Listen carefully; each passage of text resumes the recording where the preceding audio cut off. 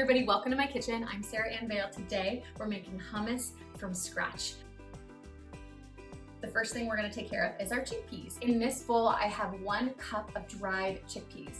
In this bowl, I also have a cup of what used to be dried chickpeas, but these have soaked overnight in about 4 cups of water with a half a teaspoon of baking soda to help them soften up. We're gonna drain and rinse these before we cook them so they taste nice and fresh. My chickpeas are all rinsed.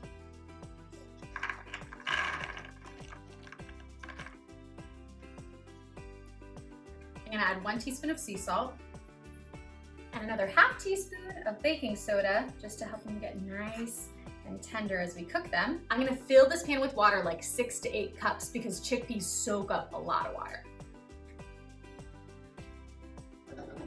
I'm gonna start these on high and we're gonna bring it to a rolling boil. Once it hits a rolling boil, we're gonna simmer them on high for about 30 minutes and they should be nice and tender.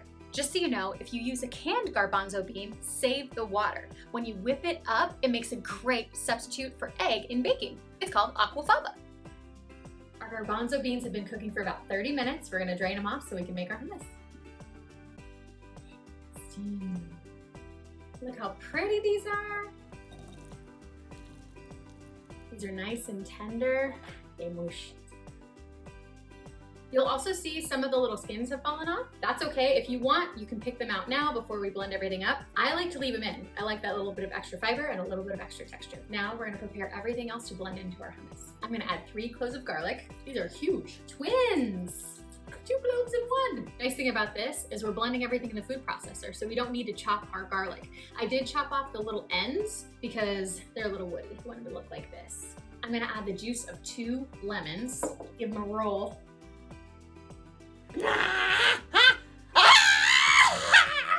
Lemon number 2. Ooh, that like squelchy noise is so satisfying. Now we're gonna get everybody in. We're gonna start with our chickpeas. They're the star.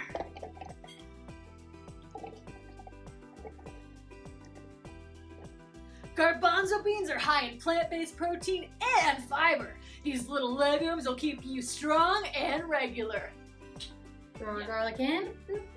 Lemon juice.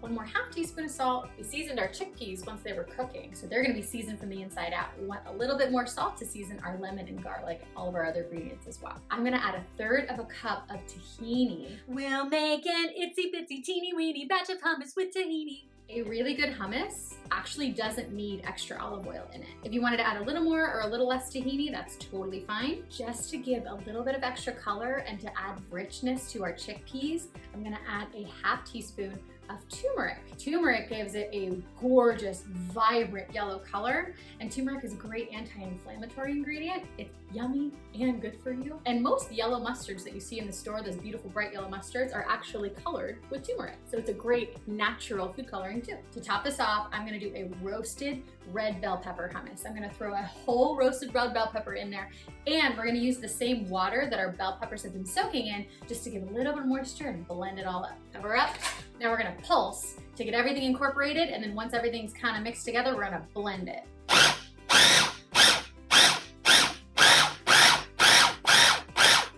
Sometimes it helps just to tuck everybody in, scrape it down. Once it's got a head start, I'm gonna add just about 2 tablespoons. You could use ice water. I'm gonna use that bell pepper water.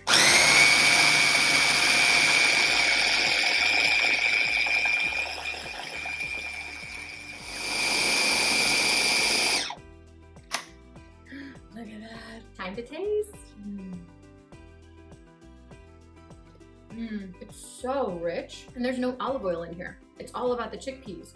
There's so much yummy protein. The turmeric elevates the chickpeas. I can't wait for you guys to try it. This was so easy. Thank you guys for watching. I'll see you next week with a new diet-free recipe.